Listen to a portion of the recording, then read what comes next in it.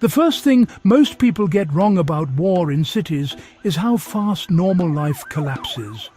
Not in weeks, sometimes not even in days.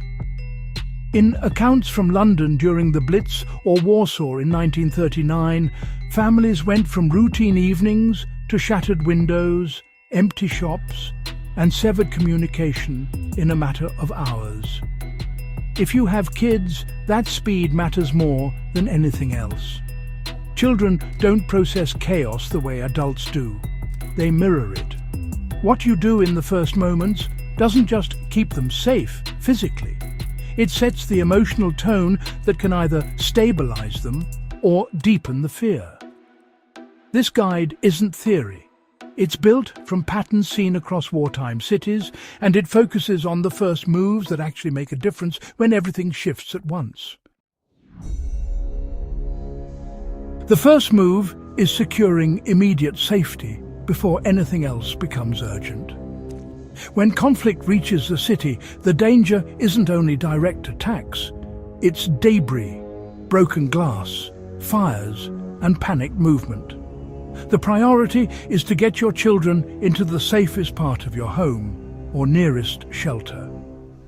Historically, families in cities like London quickly learned to avoid windows and upper floors. Basements, interior rooms, or reinforced corridors became life-saving spaces. Practically, this means identifying that space in advance and moving there immediately when tension escalates. If you hear explosions or sustained gunfire, you don't pause to gather belongings. You move first, think later. A parent who calmly directs children to a pre-identified safe spot creates order in a moment that would otherwise spiral.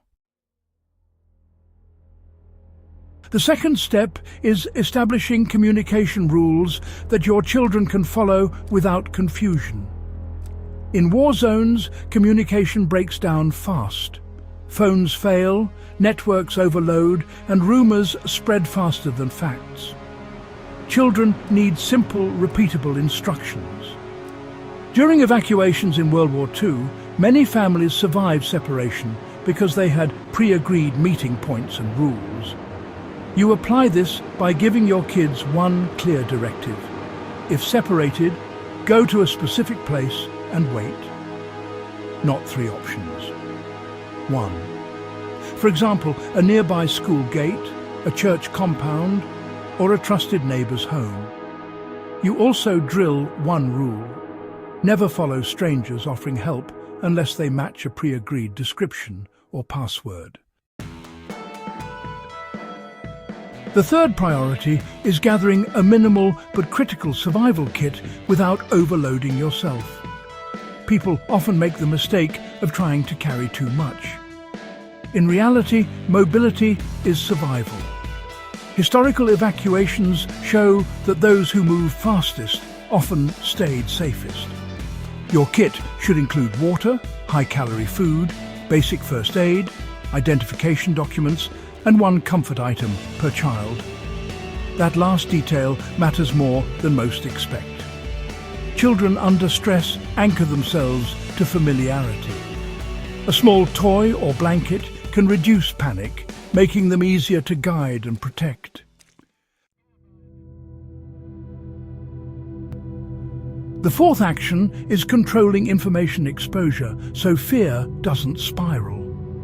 Children absorb tone more than content. During wartime broadcasts in the 1940s, many parents deliberately filtered what their children heard, even when radios were the main source of information. You apply this by limiting how much raw, unfiltered news reaches them. They don't need to hear every explosion report or rumor. Instead, you translate events into simple, calm explanations. We're staying here because it's safer, or we're moving because it's quieter there. The goal is not to hide reality, but to prevent overwhelming them with details they can't process. The fifth step is planning your exit routes before you actually need to use them. Cities under threat often develop choke points, blocked roads, crowded transit hubs, and dangerous bottlenecks. Families who survived urban conflicts often had more than one way out. You should identify at least two routes, one primary and one backup. Walk them if possible. Know where they lead and what obstacles might appear. For example, if your main route depends on a highway, your backup should avoid it entirely. If you don't have a vehicle, map out pedestrian paths. The key is familiarity. In a crisis, you won't have time to figure it out. You'll rely on what you already know. The sixth priority is maintaining routine, where possible, to stabilize your children. This may sound secondary, but it's not. In refugee accounts from multiple wars, children who maintained even small routines, regular meals, set sleeping times, familiar activities, adapted better psychologically.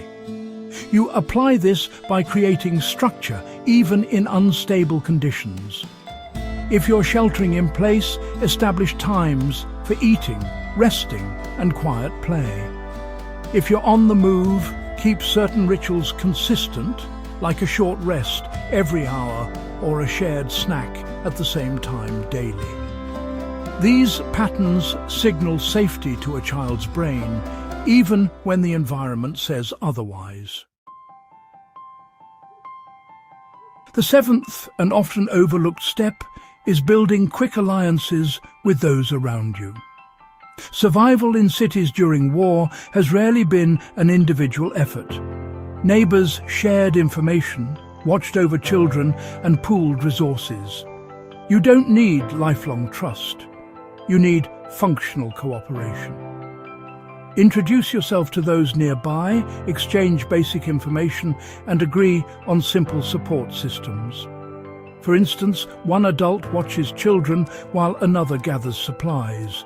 Or you rotate rest periods so someone is always alert. These small networks have historically made the difference between isolation and resilience.